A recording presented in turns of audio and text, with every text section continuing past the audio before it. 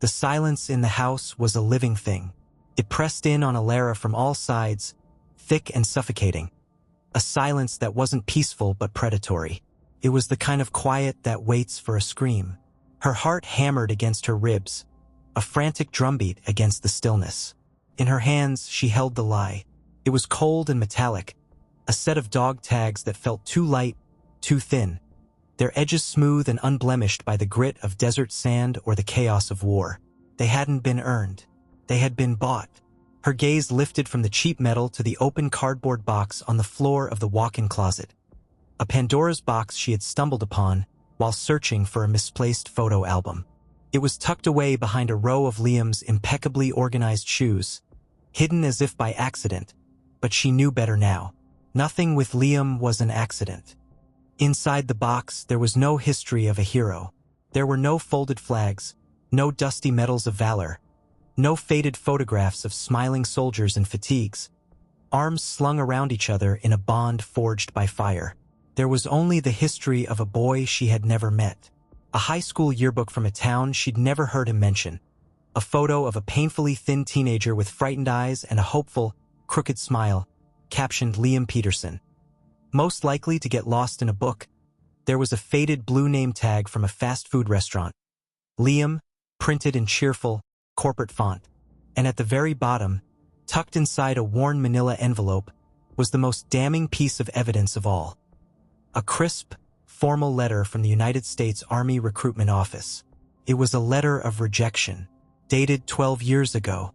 The official insignia at the top seemed to mock her, the words blurring through the sudden, hot tears that filled her eyes. We regret to inform you, medically unfit for service. Every story he had ever told her, every late-night confession about the friends he'd lost in Kandahar, every nightmare that had left him slick with sweat and shaking in her arms. It all unspooled in her mind, a magnificent, horrifying tapestry of deceit. The man she loved didn't exist. He was a ghost, a character meticulously crafted from borrowed valor and profound insecurity.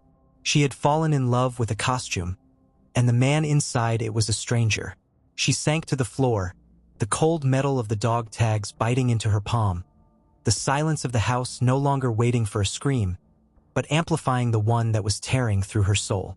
This was not a betrayal of trust. This was a demolition of reality. The foundation of her world, the very ground she stood on, had just turned to dust, and she was in a free fall, with no way of knowing where, or if, she would ever land. The question that echoed in the vast, terrifying emptiness was not just who is he, it was devastatingly who am I to have believed him.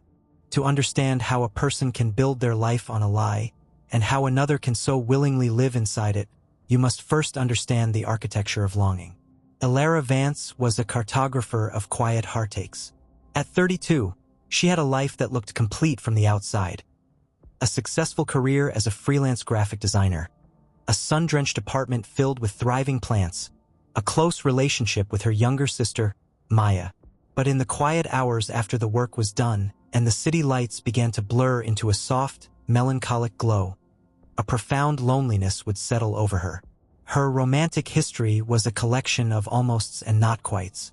There was the artist who loved her passion but not her need for stability, the lawyer who admired her independence but couldn't handle her vulnerability, the musician who wrote songs about her but never truly saw her.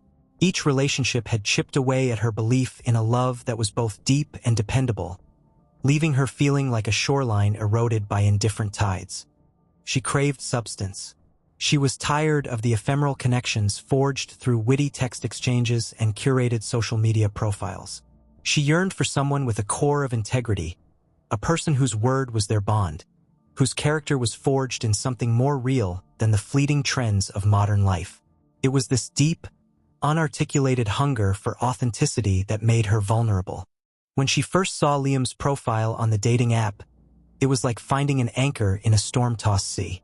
The pictures were not of a man posing with cocktails or on exotic vacations.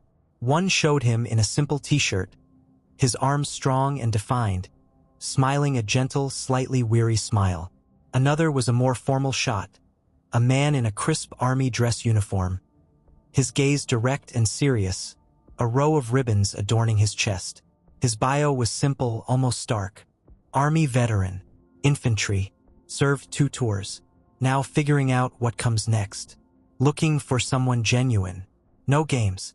The words genuine and no games resonated with Alara like a hymn. Here was a man who had faced real-world consequences, who understood duty, honor, and sacrifice. His profile was an island of gravitas in an ocean of digital frivolity. Their first date was at a quiet coffee shop, and from the moment he walked in, she felt a sense of calm she hadn't realized she was missing. He was tall, with a steady presence that seemed to take up more than just physical space. He moved with a deliberate economy, a discipline she found incredibly attractive. He didn't boast about his service. She had to coax the stories out of him, and when he spoke, his voice was low and measured, his eyes holding a distant shadow that she interpreted as the weight of all he had seen. He told her about the suffocating heat of the Afghan summer, the bone-deep cold of the mountain nights. He spoke of the unbreakable bonds of brotherhood, the dark humor that got them through impossible situations, and the silent, heavy grief for the ones who didn't make it home. He described the adrenaline of a firefight with a chilling clarity that made the hair on her arms stand up.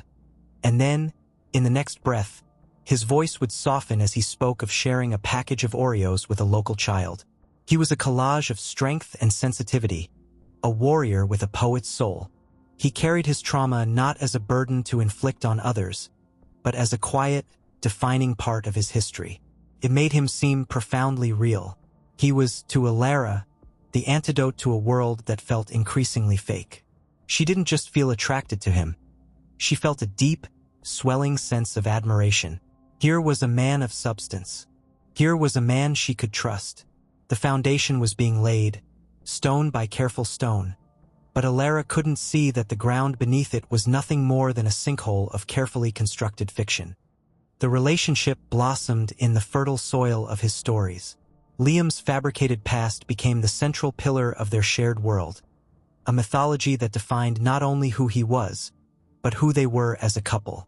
Alara, the hopeful seeker, found in his narrative everything she had been searching for. His discipline manifested in small, endearing ways. He made his bed with military precision every morning, the corners tucked into perfect triangles. His clothes were always ironed, his shoes always polished. He mapped out their weekend errands with the strategic mind of a logistics officer. To Alara, these weren't quirks. They were evidence of his character, tangible proof of the man forged in the crucible of service. She saw his past in every deliberate action, and it filled her with a profound sense of security.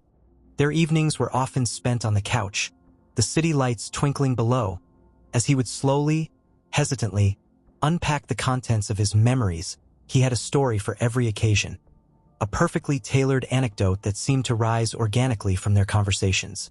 When they watched a war movie, he would offer quiet corrections on tactics or equipment, his insights lending an air of unimpeachable authority. "We never stacked up like that," he'd murmur, his eyes fixed on the screen but seeing something else entirely.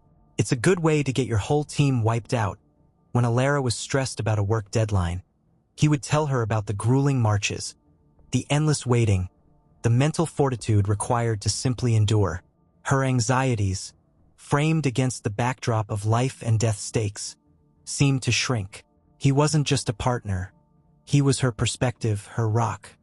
He spoke of loss with a particularly convincing brand of sorrow. There was a Sergeant Evans, a mentor figure who had been killed by an IED just weeks before his tour was over. Liam would recount their last conversation, his voice thick with an emotion so raw that Alara would feel her own heart ache in sympathy. He described the man's laugh, the way he always smelled of cheap cigars, the advice he gave about marriage. This fictional ghost became a third entity in their relationship, a symbol of Liam's capacity for love and loyalty. Alara would hold him tightly on those nights, feeling privileged to be the safe harbor for such a wounded, noble soul. She was not just his lover. She was his healer, the person who could soothe the invisible wounds that no one else could see. It was a powerful, intoxicating role, and it bound her to him with chains of empathy and admiration. The lie was not just in the grand narratives. It was woven into the very fabric of their daily lives. The slight limp he sometimes affected after a long day, which he attributed to shrapnel that was still working its way out, the way he would instinctively scan a crowded room, his eyes checking the exits, a habit he called a hard one to break, his aversion to loud, sudden noises, which he dutifully explained to friends as a symptom of his PTSD.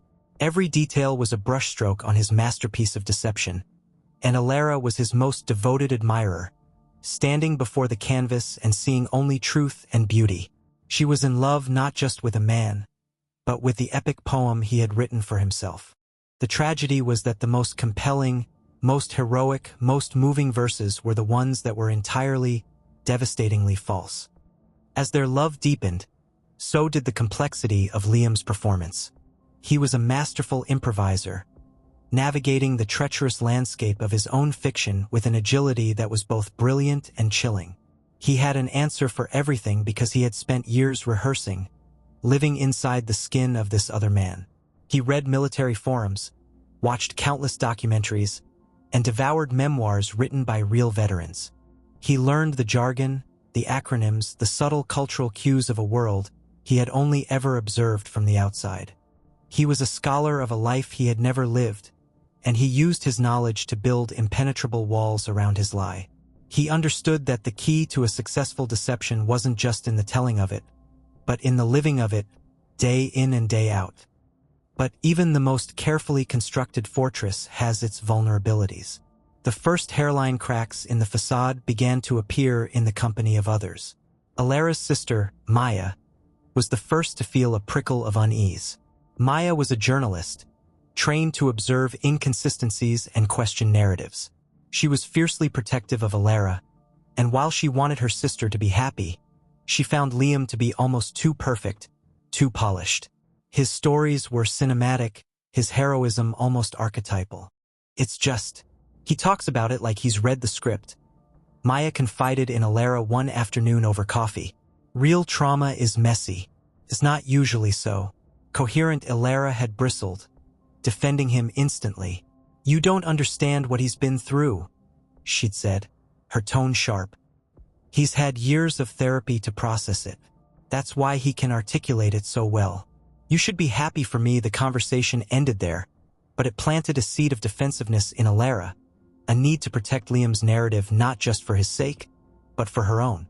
The instances of near exposure grew more frequent. At a 4th of July barbecue, a neighbor's cousin, a Marine who had served in Iraq, struck up a conversation with Liam. Alara watched from a distance, her stomach tightening into a knot. The Marine was animated, using hand gestures to describe a specific type of patrol vehicle. Liam listened intently, nodding, his expression a mask of thoughtful solemnity. He used his well-honed technique of deflection, turning the conversation back to the other man's experience. That sounds intense, Liam said, his voice laced with respect. Our AO in Kandahar was a different beast entirely. More dismounted patrols. Different set of problems. It was a masterful evasion. Specific enough to sound credible but vague enough to avoid any real scrutiny. The Marine seemed satisfied, clapping Liam on the shoulder before moving on. Alara let out a breath she hadn't realized she was holding. She felt a surge of pride in his quiet humility, misinterpreting his skillful deceit as a reluctance to steal the spotlight.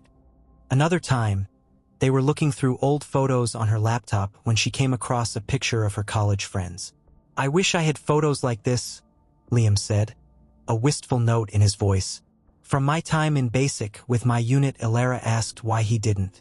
Most of them are gone now, he said, his gaze dropping to the floor.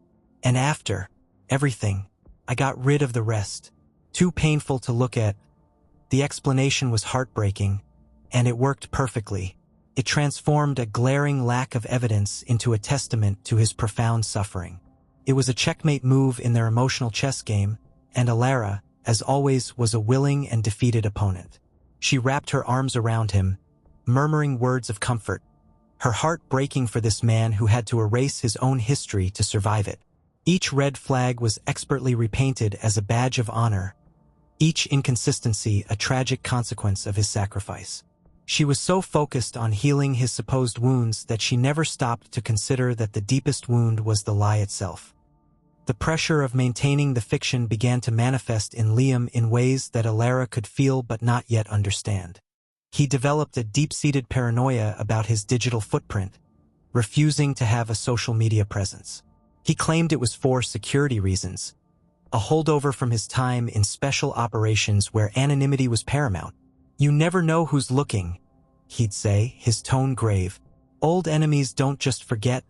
This explanation not only covered his tracks but also added another layer of mystique to his persona. He was a man with a dangerous past, a man who still had to be careful. The truth was far more mundane. A public profile would make his real, unremarkable history easily discoverable. His lack of a digital past was not a security measure. It was a firewall for his lie. His nightmares, once a source of deep sympathy for Alara, began to take on a theatrical quality. They were always dramatic, always centered on a clear, heroic narrative where he was either trying to save someone or mourning a fallen comrade. They never devolved into the chaotic, nonsensical fragments that often characterize real trauma-induced dreams. They were, like his stories, too coherent. But Alara, conditioned to see him through a lens of compassion, would wake in the dark to find him thrashing, and her only instinct was to pull him close, to whisper that he was safe, that he was home. She was comforting a man who was not haunted by the ghosts of war, but by the terrifying prospect of being seen for who he truly was. The invisible threat in their home wasn't PTSD. It was the crushing, relentless weight of a lie that demanded constant performance, a performance that was slowly, imperceptibly, beginning to exhaust its lead actor. The turning point, the moment the world began to tilt on its axis, was born from an act of simple domestic intention. They were planning to move in together, a real merging of their lives. Liam's small, sparse apartment was to be given up, its few contents integrated into Alara's sunnier, more spacious home. It was while packing his closet that Alara first felt a strange sense of dissonance. For a man who had supposedly lived a life of rugged adventure, his possessions were curiously devoid of history. There were no worn-out combat boots, no faded unit t-shirts, no sentimental trinkets from a foreign land. His life seemed to have been bought off the rack, new and impersonal. When she mentioned it, he had a ready answer. "I travel light," he said with a wry smile. "Learned to live out of a single duffel bag. You accumulate baggage, it just weighs you down once again." A gaping hole was presented as a profound philosophy. The box was the one thing he seemed anxious about. It was a plain cardboard box, sealed with aging packing tape, tucked away in the deepest corner of his closet. "Just old junk," he said dismissively when she pointed to it. "We can probably just toss it." But something in his voice, a flicker of something sharp and anxious, caught her attention. She insisted they go through it, just in case there was something important. A look of controlled panic crossed his face before he smoothed it over. "All right," he said, forcing a casual tone. "But I'm warning you, it's mostly embarrassing high school stuff." He steered her out of the room, suggesting they take a break for lunch, a subtle but firm act of misdirection. That was the moment the first real, undeniable splinter of doubt lodged itself in Alara's mind. His reaction was wrong. It wasn't the embarrassment of a man hiding teenage poetry.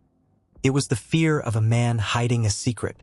The seed Maya had planted months ago, the seed Alara had so fiercely buried, began to germinate in the dark.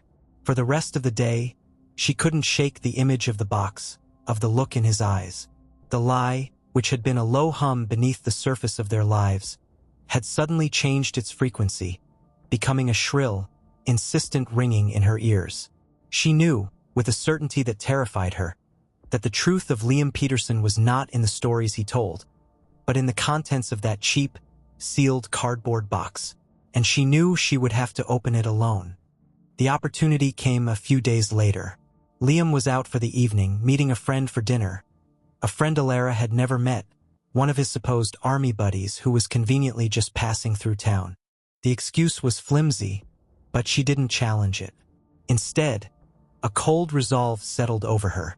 As soon as the front door clicked shut, she drove to his apartment, using the spare key he had given her. The key felt heavy in her hand, a token of a trust she was about to violate, yet she felt compelled by a force stronger than guilt. It was the instinct for self-preservation. She was walking through a forest, and she had just realized the path she was on might be leading her off a cliff. The apartment was silent and sterile, a place that felt more like a temporary lodging than a home. It was the space of a man who could pack up and disappear in an hour, leaving no trace behind. She walked directly to the closet, her heart pounding a slow, heavy rhythm against her ribs. The box was still there, exactly where she had last seen it. Her hands trembled as she pulled it out, the cardboard rough and dusty beneath her fingertips. She sat on the floor, the single overhead light casting a harsh, clinical glare on the scene. With a deep breath, she sliced through the tape with her house key. The sound was unnaturally loud in the silence. The contents were a puzzle, and as she pieced them together, a picture formed. Not of the man she loved, but of a stranger. The yearbook was first. Northgate High, a school in a drab, industrial town 300 miles away. Not the scenic mountain town he claimed to be from.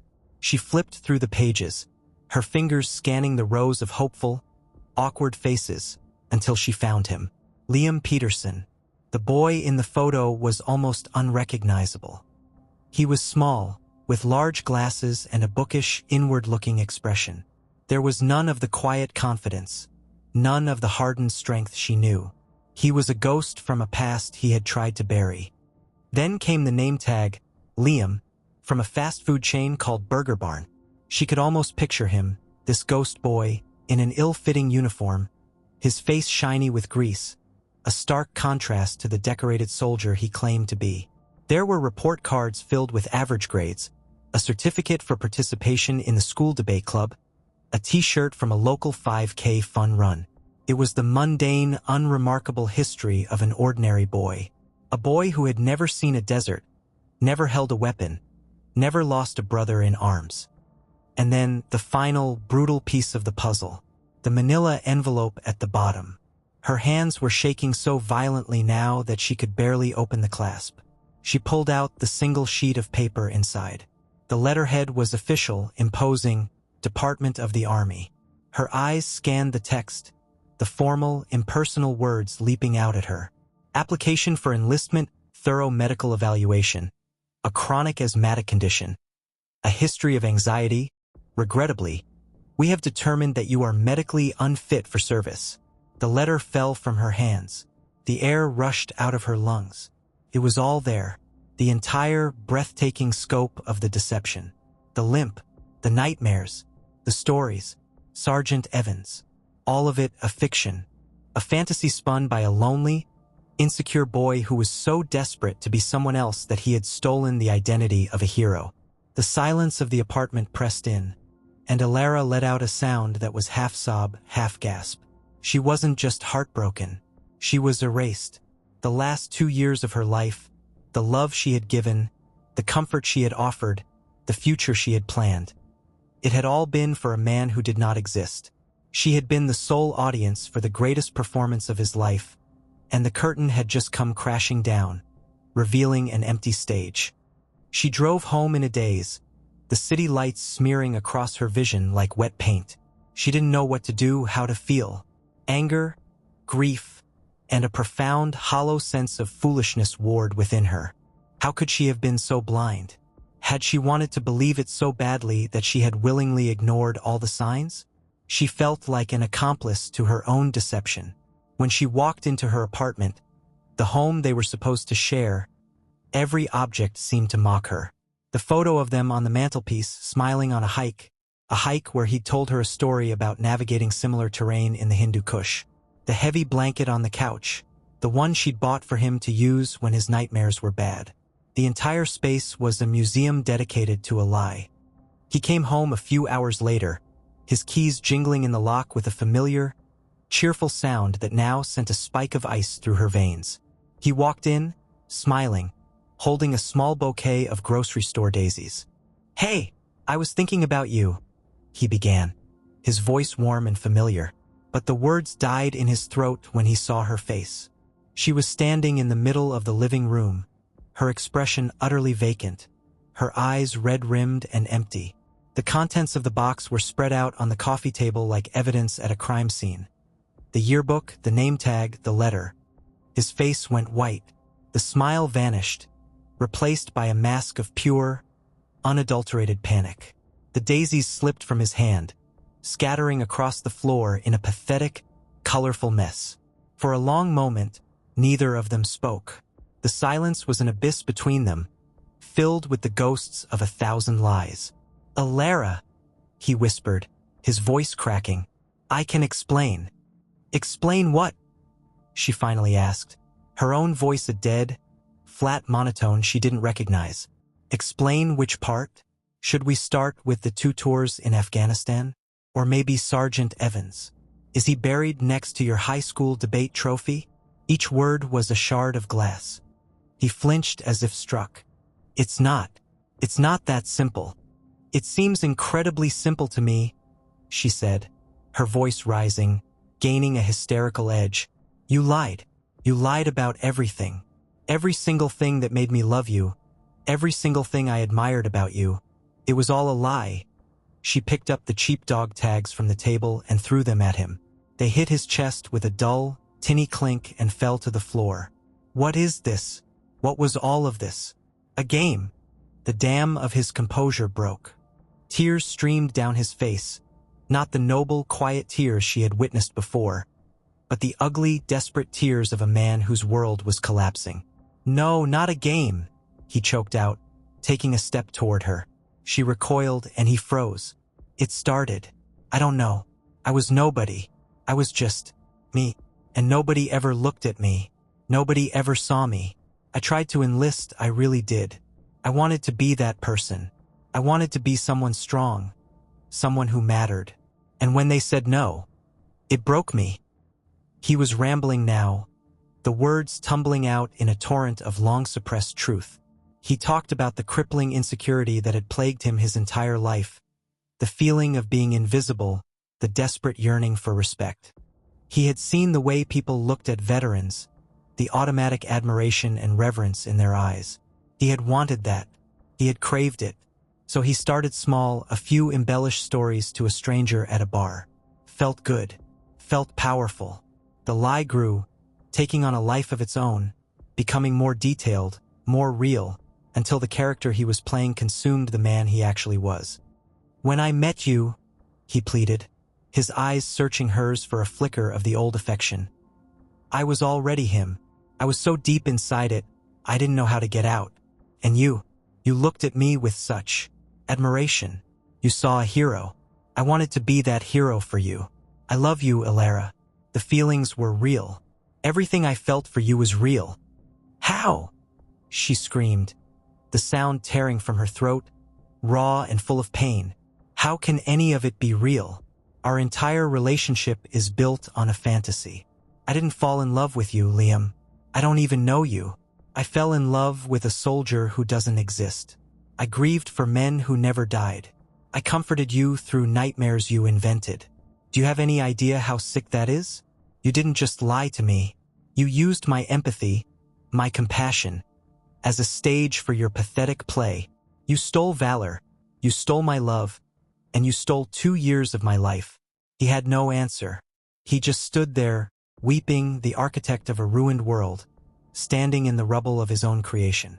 The man she had seen as a pillar of strength was nothing more than a hollow shell, his core eaten away by shame and deceit. The confrontation wasn't a cleansing fire. It was a final, devastating explosion. There was nothing left to salvage, nothing to rebuild. There was only the smoking crater where their life together used to be. "Get out," she whispered, the words barely audible but carrying the weight of absolute finality. "Get your things, and get out of my life." He didn't argue. He simply nodded, his body slumped in defeat, and began to collect the scattered pieces of his fraudulent life, leaving Alara alone with the truth, a truth that was colder and more desolate than any lie he had ever told. The immediate aftermath was a disorienting vortex of numbness and agony. The first few days were a blur of silence and tears. Alara moved through her apartment like a ghost, the vibrant space now feeling like a tomb. Every object was a painful reminder. She took down the photos, packed his few remaining belongings into a box and left it outside her door, and tried to scrub the apartment clean of his presence. But his ghost lingered. It was in the indent on the couch cushion next to her, in the scent of his cologne that clung stubbornly to a throw pillow, in the silence that now screamed where his voice used to be. Sleep offered no escape. When she did manage to drift off, her dreams were a chaotic reel of his lies, his face morphing from the hero she'd loved to the weeping stranger in her living room. She would wake up with a jolt, her heart racing, the crushing weight of reality settling on her chest all over again. The betrayal was a poison that had seeped into every corner of her mind. She began to question everything, not just about him, but about herself. Her judgment felt shattered, her instincts worthless. If she could be so completely fooled, so thoroughly deceived by the person she was closest to, how could she ever trust anyone again? More terrifyingly, how could she ever trust herself? She called Maya, her voice a broken whisper. Her sister was there in 20 minutes, her face a mask of fury and deep, sorrowful empathy. Maya didn't say, "I told you so." She simply held Alara as she sobbed, a long, guttural outpouring of all the grief, rage, and humiliation she had been holding in. Maya listened to the whole sordid story, her anger toward Liam growing with every detail. But her focus was on Alara. She made her tea, forced her to eat, and sat with her in the suffocating silence, a steady, grounding presence in the wreckage. "It's not your fault, Alara," Maya said, her voice firm, cutting through Alara's haze of self-blame. "He's a predator. Not in the physical sense, but an emotional one. He found what you were looking for, honesty, integrity, strength, and he mirrored it back to you. He's a con artist, and his product was himself. You didn't fall for a lie. You were targeted by a master manipulator." The words helped, but only a little. Intellectually, she could understand them. Emotionally, she still felt like a fool. The shame was a heavy cloak she couldn't seem to shrug off. She had been so proud of him, so proud of their relationship. She had defended him to Maya, boasted about his quiet heroism to her friends. Now, the thought of facing any of them, of admitting the truth, was mortifying. She felt as though the lie had branded her, leaving a permanent mark of gullibility on her soul. The days bled into weeks. Alara withdrew from the world, working on autopilot, declining invitations from friends, letting calls go to voicemail. She was adrift in a sea of confusion. The man she was mourning had never existed, so what exactly was she grieving? Was she grieving the loss of Liam, the stranger? Or was she grieving the death of the hero, the fictional character she had loved so deeply? It was a psychological labyrinth with no exit. She would find herself getting angry at the soldier for dying, only to remember with a sickening lurch that he had never been alive. The emotional whiplash was exhausting, leaving her feeling hollowed out and disconnected from reality. She had loved a story, and now the story was over, leaving behind nothing but blank pages. The invisible threat, the deception itself, had done its work. It hadn't just ended a relationship. It had fractured a person's sense of self, poisoning her memories and contaminating her faith in the very nature of love and trust. The long road to healing began with a single, difficult step: therapy. At Maya's gentle but persistent urging, Alara made an appointment with a counselor. Sitting in the quiet, neutral space of the therapist's office, she finally began to unpack the tangled knot of her emotions. For the first time, she told the entire story to an impartial observer, from the first captivating profile to the devastating discovery in the cardboard box. The therapist listened patiently, giving her the space to voice the thoughts that felt too shameful to admit even to herself. "I feel so stupid," Alara confessed in one session, the words thick with self-loathing. "I should have seen it. There were signs, red flags everywhere. But I ignored them. I wanted the story to be true." "It's not about intelligence, Alara," the therapist replied, her voice calm and steady. "It's about hope. You were open to connection, and you met someone who was incredibly skilled at exploiting that openness. People like him, who construct these elaborate false personas, are experts at identifying and fulfilling the unmet needs of others. He saw your desire for stability and integrity and created a character design specifically to meet those needs. Your ability to trust and love is a strength, not a weakness. He is the one who twisted it. This reframing was a revelation. Slowly, painfully, Alara began to shift the blame from herself to where it belonged, on Liam. She started to analyze the mechanics of his deception not as a personal failure on her part, but as a calculated, pathological series of actions on his. She researched the phenomenon of stolen valor and the psychology behind it, discovering a world of men like Liam, driven by deep-seated feelings of inadequacy, to wrap themselves in the unearned glory of others. They were not evil, masterminding villains, but broken, desperate individuals whose actions caused catastrophic emotional damage. Understanding this didn't excuse him, but it demystified him. He was no longer a monster who had targeted her specifically, but a predictable product of his own profound insecurity and moral failure. As she worked on herself, she learned bits and pieces about what had happened to Liam. He had disappeared from the city, his apartment emptied, his phone number disconnected. He had sent her one final, rambling email, a pathetic mix of apologies, justifications, and pleas for forgiveness. He wrote that he was going to get help, that he was going to try to figure out how to live as himself. Alara read it once, and then deleted it. His journey was his own. She could no longer afford to carry the weight of his redemption. Her own healing was a full-time job. Rebuilding trust was the hardest part. The world felt different, more dangerous. Every new person she met was a potential liar, every story a potential fiction. She found herself fact-checking casual statements, looking for inconsistencies in the anecdotes of friends and colleagues. The deception had installed a hypervigilant security system in her mind, one that viewed all vulnerability as a threat. But with time, and with the unwavering support of Maya and her closest friends, she began to dismantle it. They were her proof that genuine connection was possible, that not everyone was performing. Their love was her anchor back to reality. She learned to trust in small increments, to distinguish between healthy caution and corrosive cynicism. It was a slow, arduous process of relearning how to be open in a world where she now knew intimately that monsters could wear the faces of heroes. Months turned into a year. The sharp, stabbing pain of the betrayal had dulled into a persistent, chronic ache. It was a scar now, a part of her history that would always be there, but it no longer defined her present. She found a new rhythm to her life, one that was quieter, more introspective. She poured her energy into her work, creating designs that were more authentic and expressive than ever before. She rediscovered the simple joys she had shared not with Liam, but with herself. Long walks in the park, losing herself in a good book, the quiet satisfaction of tending to her plants. She was slowly, carefully, reclaiming the territory of her own life. She came to see the experience not as 2 wasted years, but as a brutal, unwanted education. She had learned the difference between true strength and its performance, between genuine integrity and a well-rehearsed script.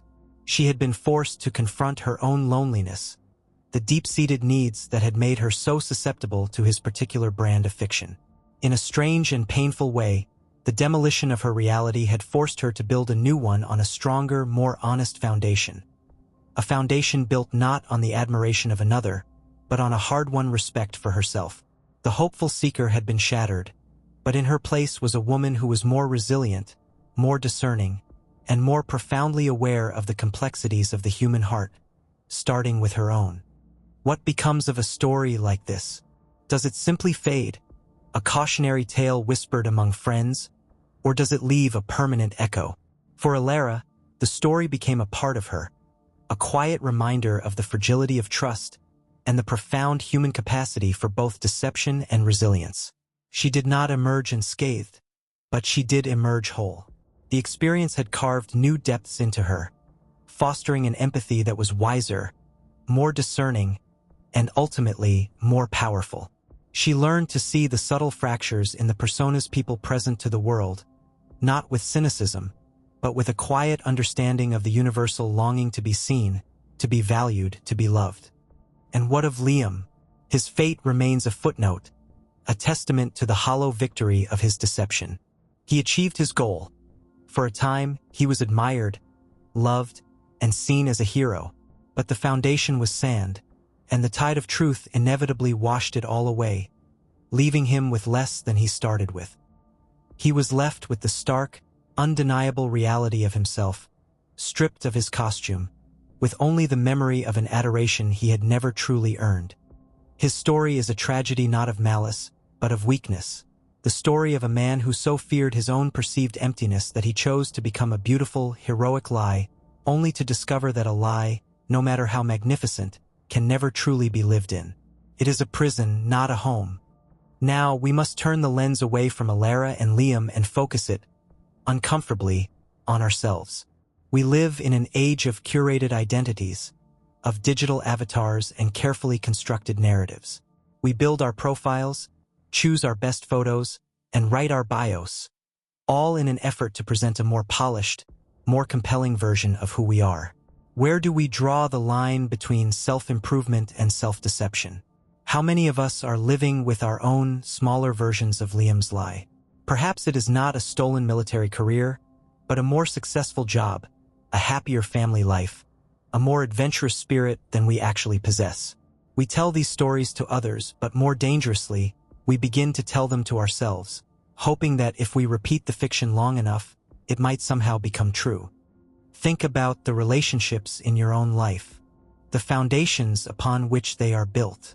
Are they rooted in the bedrock of authentic vulnerability, with all its messy, imperfect, and sometimes unflattering truths?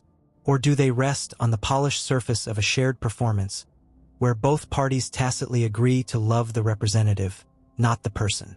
Liam's deception was extreme, a grand and dramatic fabrication, but the impulse behind it is woven into the very fabric of the human condition. The fear that who we are is not enough. The fear that if people saw the real us, the insecure, the average, the frightened, they would turn away. Alara's journey forces us to ask a difficult question. What is the price of truth? For her, the truth was devastating. It shattered her world and broke her heart. And yet, it was also liberating. It freed her from a relationship that was, at its core, a lie. It forced her to rebuild her life on a foundation of self-awareness and genuine strength. The lie was a comfortable prison. The truth was a harsh and painful freedom. Which would you choose? We must learn to cultivate a bravery that is far greater than the imagined courage of a fictional soldier. It is the courage to be seen as we are. It is the courage to show our flaws, to admit our fears, to present our true,